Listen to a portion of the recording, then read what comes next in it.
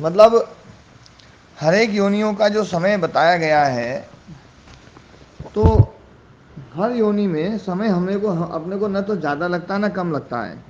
जैसे हम मनुष्य योनि में देखें तो मनुष्य योनि में जो सही प्रकार से काम करने वाला है उसको ऐसा नहीं लगेगा कि भैया अगर समय कम है, उतने समय में पूरा काम किया जा सकता है।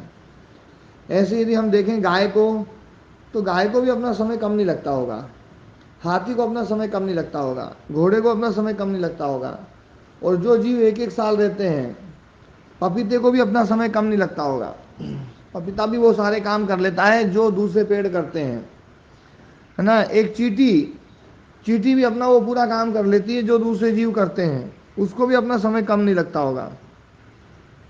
और जो जीव मतलब जो है ना कुछ मिनटों तक ही रहते हैं, उनको भी अपना समय कम नहीं लगता होगा।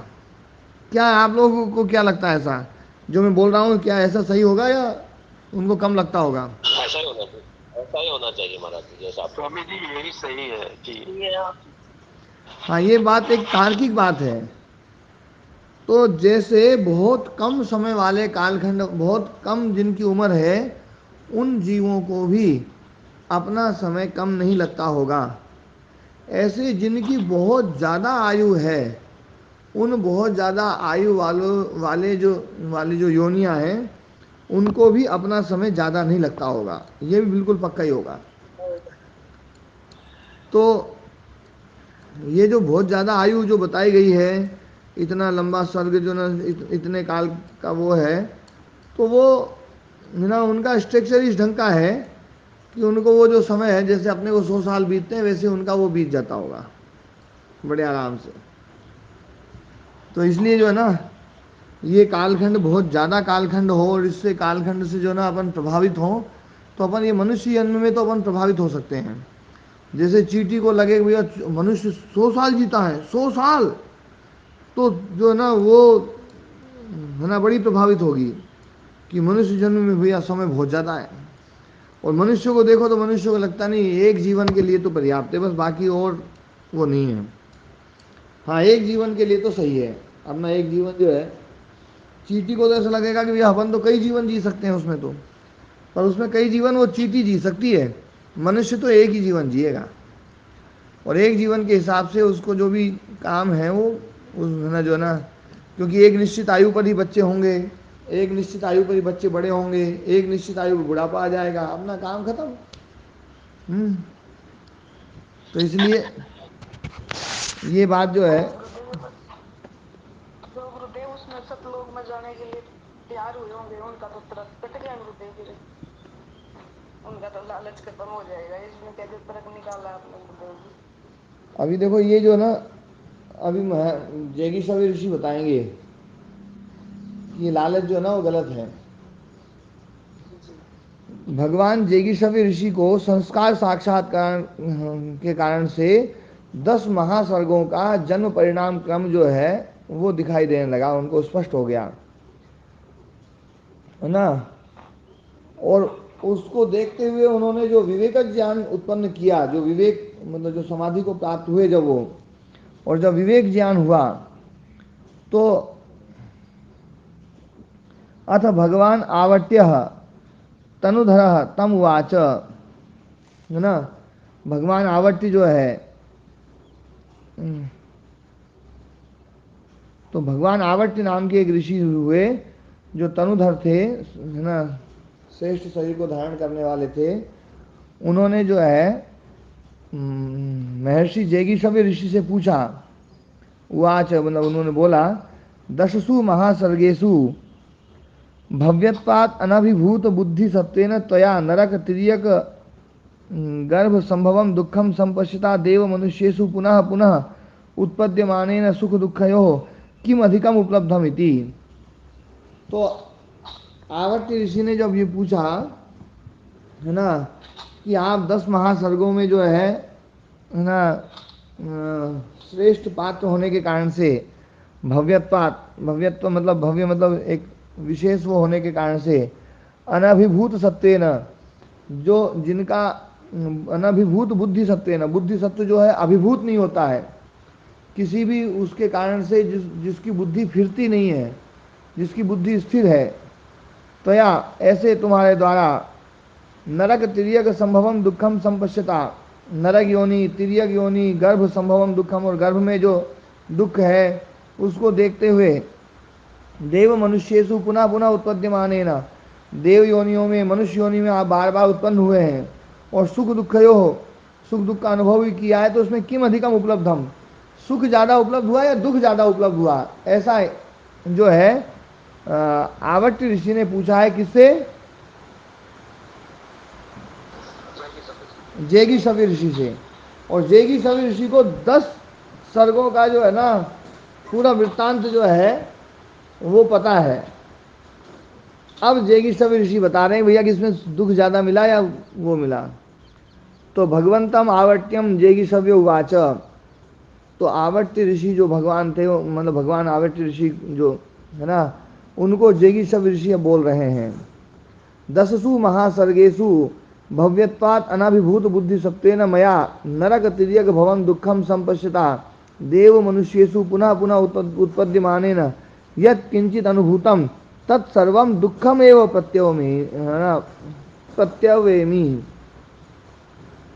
बोले कि मैंने जो है 10 महासर्गों में जो है ना योग्यता के कारण से जो अनभिभूत बुद्धि सत्व है ना, जो है ना, जो मेरी बुद्धि है जो स्थिर हो गई है, उस स्थिर बुद्धि के द्वारा मेरे द्वारा नरक तिर्यक और जन्म का जो दुख है वो देखते हुए देव मनुष्य योनियों में भी बार बार उत्पद्यमान हुआ हूँ मैं, और जो कुछ भी मैंने अनुभव किया है वो सब कुछ दुख ही है, सुख नहीं है। बोले स्वामी जी, हाँ जी, ये भवम दुखम जन्म दुख, भवम जन्म, हाँ, भव भव जो है ना वो जन्म दुख, गर्भ में जो पैदा होते हैं ना, गर्भ संभवम दुखम भवम दुखम जी।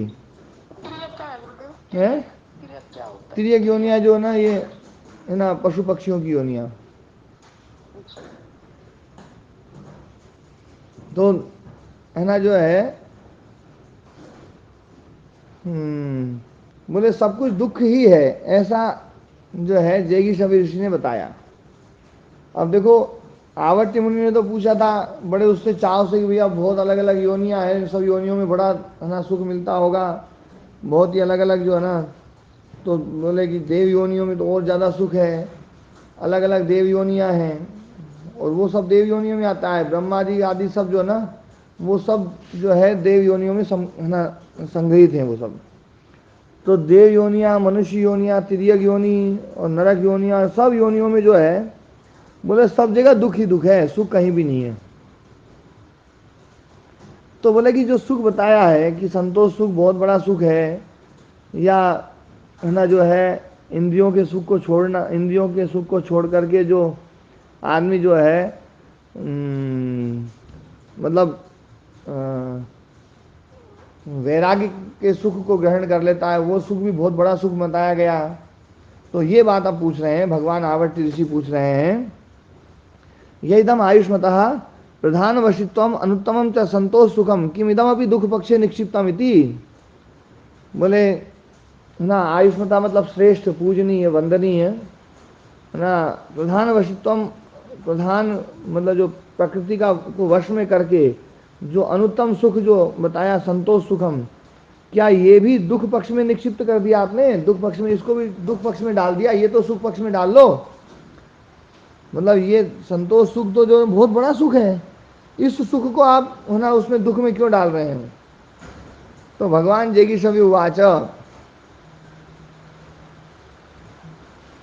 कि विषय सुखापेक्षया एव इदम अनुत्तमम संतोष सुखम उत्तम। विषय सुख की अपेक्षा से ही यह अनुत्तम सुख है। विषय सुख जो है उस सुख से ये सुख बड़ा है, बस इसलिए उत्तम अनुत्तम सुख है। संतोष सुखम उत्तम, केवल्य अपेक्षा दुखम एवं, केवल्य की अपेक्षा से तो ये दुख ही है मतलब ये भी दुख है, लेकिन विषय सुख और इंद्रियों के सुख हैं, इनसे जो है ना ये बड़ा सुख है संतोष सुख। लेकिन इसको भी दुख समझो, केवल्य की अपेक्षा से दुख ही है। बुद्धि सत्वस्य अयम धर्म त्रिगुण, बुद्धि सत्व के जो है ना जो धर्म है वो त्रिगुण धर्म है।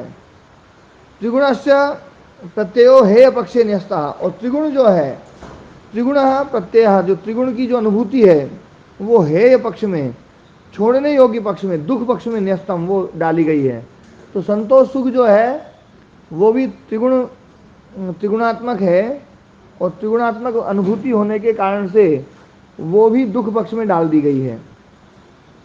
दुख स्वरूपः तृष्णा तंतु, तृष्णा के जो तंतु हैं, तृष्णा बड़ी खतरनाक है ना, तो वो दुख स्वरूप है।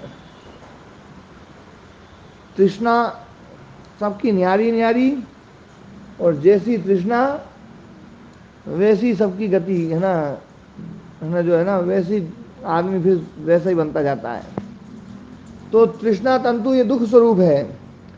तृष्णा दुख संतापापगमात् तु प्रसन्नम अबाधम सर्वानुकूलम सुखम इदम उक्तम। तो ये तृष्णा दुख जो संताप है उसके है ना अपगमात् तु प्रसन्नम जो निर्मल है, अबाधम जो बाध रहित है, बाधा नहीं है, सर्वानुकूलम सुखम इदम उक्तम, ये सुख जो है, जो संतोष सुख, इसको इसलिए ऐसा कहा गया है कि वो तृष्णा रूपी दुख से उत्तम है। लेकिन बाकी जो है जो केवल्य की अपेक्षा से तो ये दुख ही है। केवल्य जो है ना वो है स्वप्रतिष्ठ, मतलब उसका जो उसमें जो चीज़ है ना वो इसमें किसी में नहीं है, संतोष सुख में भी नहीं है। इसलिए संतोष सुख और ये सब जो सुख है ये उनसे श्रेष्ठ है, उनको तो अपनाना चाहिए जब तक अपन है, पर बाकी जो है ना केवल्य की तरफ दृष्टिपात करना चाहिए। 10 महासर्गों में इतना बड़ा कालखंड है, कितनी योनियों में गए हैं, और इतनी योनियों में जाने वाले जैगीषवी ऋषि ने जो है ये बताया कि 10 महासर्गों में कभी भी सुख नहीं लिया, दुख ही दुख है, बोले सब कुछ दुख ही दुख है। तो जब जैगीषवी ऋषि जो है वो इसको दुख मान रहे हैं तो अपन कैसे सुख मान सकते हैं? तो ये दुख ही दुख है ये। हाँ जी ओम जी। फिर वो मोक्ष में क्यों नहीं चले गए? हाँ तो मोक्ष में गए नहीं, वो इतना लंबा काल तक क्यों घूमते रहे दुख मानने के बाद भी? फिर हमारी तो हालत खराब ही रहनी है। अरे इतने लंबे कालखंड तक तो सबको घूमना पड़ा। आप कितने स्वर्गों से घूम रहे हो बताओ आप? हैं? हम तो घूम ही रहे हैं महाराज जी। हाँ अनंत काल से घूम रहे हैं, वो भी अनंत काल से घूम रहे थे। जब उनको समाधि लगी और समाधि से जब उन्होंने अपने पिछले 10 सर्गों का वो देखा, तब उन्होंने देखा कि ये तो सब दुख ही दुख है। अच्छा अच्छा, हाँ पहले समाधि नहीं लगाई उन्होंने। हाँ पहले समाधि थोड़ी लगी थी, पहले यदि होता तो वो पहले की बात बताते हैं। जिस समय महाराज जी शरीर लाए थे उस समय का निष्कर्ष थोड़ी है, तो अब का निष्कर्ष है। हाँ उन्होंने जो है इस जन्म में जब जो जैगीषवी ऋषि हुए हैं, तो इस जन्म में जब उन्होंने समाधि लगा करके और पूर्व जन्मों को जानने की सिद्धि उनको प्राप्त हुई, और उन्होंने पिछले 10 सर्गों का जन्म का सब देखा कि कौन से जन्म में मतलब मैं सुखी था, तो सब में देख देख करके उन्होंने देखा कि बोले यार वो सुख थोड़ी देर के लिए था, फिर जब गया जब फिर दुख हुआ। और चाहे स्वर्ग के सुख भी जो ना वो सुख भी बड़े खतरनाक बोले जो ना फंसाने वाले थे, और वो भी नाशवान थे, और वो भी छूटते थे तो दुख होता था। तो बोले कि भयंकर दुख ही दुख है, सुख तो कहीं है ही नहीं। ये बात जैगीषवी ऋषि बता रहे हैं। एक छोटा प्रश्न पूछ, जैसे मोक्ष में चले जाते हैं तो चित्त तो खत्म ही हो जाता है, सुख कौन भोगता है? ये पता कैसे लगेगा कि वहाँ सुख भोगने की बात किसने कही है? ये बोल रहे हैं ना कि वहाँ यहाँ तो दुख ही दुख है, तो सुख का क्या पता है वहाँ पर सुख है मोक्ष? वहाँ मोक्ष जो है ना, मोक्ष में दुख नहीं है, बस इतनी बात है। ये पता नहीं क्या है फिर वहाँ। अब वो तो वहीं जाकर पता चल जाएगा माता जी। जी आप जब वहाँ जाओगी ना जब पता चल जाएगा वहाँ क्या है।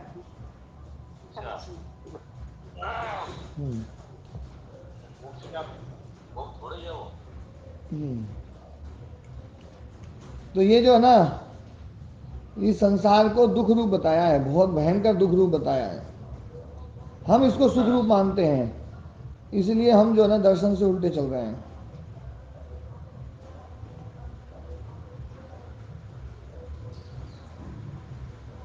तो भावना अटकी हुई है, है भावनाएं अटकी हुई हैं। आवाज नहीं आई मुनि जी। मैं कह रहा हूँ भावना अटकी हुई है अभी, हाँ निर्णय कर नहीं पाए।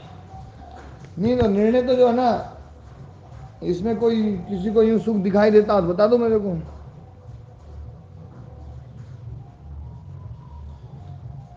सुख थोड़े दुख घने जगत में हाँ, है। बहुत बहुत बहुत पुरानी हरियाणा की रागनी है जी। सुख थोड़े दुख घने जगत में, भोग्या कष्ट सरे रानी, किस किस के दुख दूर करे दुनिया दुखी करे रानी। एक ये हरियाणा की रागनी हाँ है पुरानी, हिंदी के ऊपर, हिंदी की भोग्या थी। कष्ट सरे रानी मतलब जितने हमने कर्म किए हैं उनके फल को हमें कष्ट तो भोगना ही पड़ेगा। हाँ सरे मतलब सरे मतलब उसी से ही पूर्णता आएगी। दुख को कोई नहीं, कष्ट करने से ही समाप्त होंगे वो। समाप्त सरे होंगे। मतलब समाप्त होंगे। हाँ सरे मतलब सरकेंगे वो, बिना भोगने से पहले सरकेंगे नहीं वो। ये करें। वो ऐसे मेहमान हैं घर में आ चुके हैं तभी जाएंगे नहीं जब तक भोग नहीं लोगे उनको। जी हाँ, हम्म ये कर्म भोगना पड़ेगा। हम्म। एक रागनी भेजूंगा आज मैं, उसको सुनना। जी हाँ। कृष्णा न्यारी न्यारी, और बड़ी गजब की रागनी है। एक बार गा के सुना दो तो हमें धुन का पता चल जाएगी। नहीं वो मेरे को है ना बहुत दिन हो गए, वो है ना उसकी शुरू वाली लाइन नहीं आ रही है। तृष्णा मतलब गुरुदेव पाने की इच्छा। हाँ तृष्णा रूपी झगड़ा है ना जग में, तृष्णा रूपी झगड़ा जग में, और तृष्णा न्यारी न्यारी है ना जो है, वो सबकी अपनी अपनी तृष्णा है। पाने की इच्छा ही होती होगी ना तृष्णा गुरुदेव। हरिद्वार का पंडा सोचता है दुनिया दुनिया में सब मरते जाए, मेरे पास लोग आते जाए फटाफट। डॉक्टर सोचता है बोले दुनिया बीमार हो जाए, है ना। आपस में बात करते हैं ना महाराज जी, डॉक्टर लोग कहते हैं ना सीजन चल रहा है भाई, कैसा चल रहा है, तो हाँ बताते हैं हाँ अच्छा सीजन चल रहा है। है ना। बोले जो जो मनिहारी होती है, मनिहारी, मनिहारी किसको बोलते हैं? जो चूड़ी बेचते हैं, चूड़ी बेचने वाले। हाँ उसकी भी तृष्णा रहती है कि कोई किसी का पति नहीं मरे। कम से कम दुनिया बिकती रहे। मतलब मतलब आदमी जिलाने वाले भी हैं और मारने वाले भी हैं, जी महाराज जी। है ना। एक बार महाराज जी मैं महाराज जी किसी के अंतिम संस्कार के लिए वो कफन वगैरह लेने गया था। सुबह हम्म सुबह जरूरत पड़ गई, हम्म तो मैंने उस दुकान वाले से पूछा कि भाई जी आप लोग सुबह सुबह धूप बत्ती करते हो, क्या मांगते हैं भगवान से? हम्म उसने कहा मैं आपसे कैसे कहूँ, मांगते तो वही है जो आप समझ रहे हैं, कि कोई मरे और हमारा सामान बिके। हम्म। तो तृष्णा तो महाराज जी ऐसी ही थी। हाँ तो इसलिए जो है, अपन अपनी अलग अलग तृष्णा।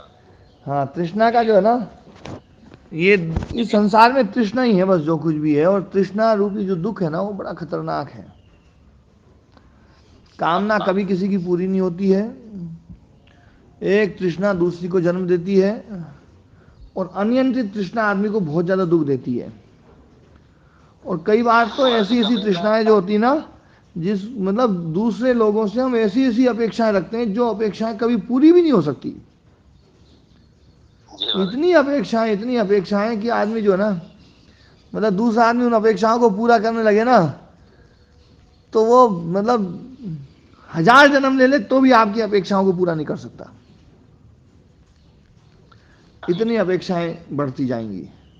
आवश्यकता बढ़ जाती अपेक्षा, हाँ इन अपेक्षाओं से जो है ना मुक्त हो जाना चाहिए आदमी को, वही सुखी रह सकता है। और नहीं तो फिर रोना धोना है ना जो है ना, दुखी होना परेशान होना है ना, ये सब लगा रहेगा। है। महाराज जी इसकी शुरुआत ऐसे की जा सकती है, मेरे को ऐसा समझ में आता है महाराज जी, हम्म आपसे आशीर्वाद चाहूंगा अगर सही सोच रहा हो तो, हम्म। कि पहले हमें आवश्यकता और इच्छा में अंतर करना पड़ेगा। हाँ जी। कि आवश्यकताओं, जो आवश्यकताएं हैं उनकी पूर्ति, तो क्योंकि देखो ऐसा हमारे लगता है कि गुरुजी एक बात आवश्यकताओं की कहते पूर्ति थे, बिना काम नहीं चलता। जी और महाराज। जो बात में बार बार कक्षा में मैंने बोली है, कि हमारी आवश्यकताओं की पूर्ति का ठेका तो भगवान ने ले रखा है। हमारी आवश्यकताओं की पूर्ति वो करेंगे, लेकिन हमारी अपेक्षाओं की पूर्ति तो कोई भी नहीं कर सकता है, इच्छाओं की पूर्ति कोई भी नहीं कर सकता है। तो आपकी आवश्यकताओं की पूर्ति तो हो जाएगी, इच्छाओं की पूर्ति नहीं होगी। लेकिन सामान्य बुद्धि से हम महाराज जी ये भेद ही नहीं कर पाते कि आवश्यकता है या केवल इच्छा है। वो महाराज जी कबीर जी की एक लाइन आती है, कभी मैंने तो शायद पहले भी एक बार आपसे निवेदन किया था, उसने उन्होंने चाह कहा है इसको, चाह कमीनी कुकरी चाह नीचन की नीच, अरे तू तो पूर्ण ब्रह्म है अगर चाह ना होती बीच। गजब की बात है ना, है ना। जी महाराज। हाँ, इसको तो लिखवाओ जरा। चाह जी महाराज, चाह कमीनी कुकरी, चाह कमीनी कुकरी चाह नीचन की नीच, नीचन की नीच है। अरे तू तो पूर्ण ब्रह्म है अगर चाह ना होती बीच। अरे तू तो पूर्ण ब्रह्म है,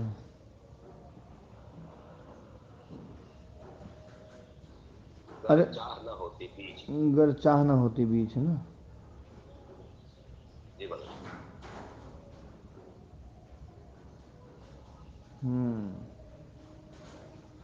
तो ये 18वां सूत्र अपना पूरा हुआ। तो तृष्णा को ख़त्म करो, इच्छाओं को ख़त्म करो, ये ज़्यादा ज़रूरी है। अब जो है 19वां सूत्र, प्रत्यय से परचित्त जानम। प्रत्यय में संयम करने से, वृत्तियों में संयम करने से दूसरे व्यक्ति के चित्त का ज्ञान जो है ना, ये हो जाता है। प्रत्यय पर संयम करने से, धारणा ध्यान समाधि लगाने से परचित्त ज्ञानम, दूसरे के चित्त का ज्ञान होता है।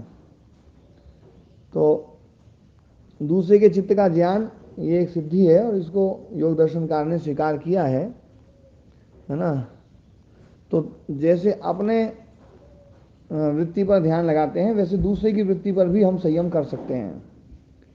और दूसरे की वृत्ति पर संयम करने से वो वृत्तियां अधिगम्य होने लगती हैं, दूसरे के चित्त का ज्ञान हमें पूर्ण रूप से हो जाता है, उसमें क्या क्या वृत्तियां उठ रही हैं।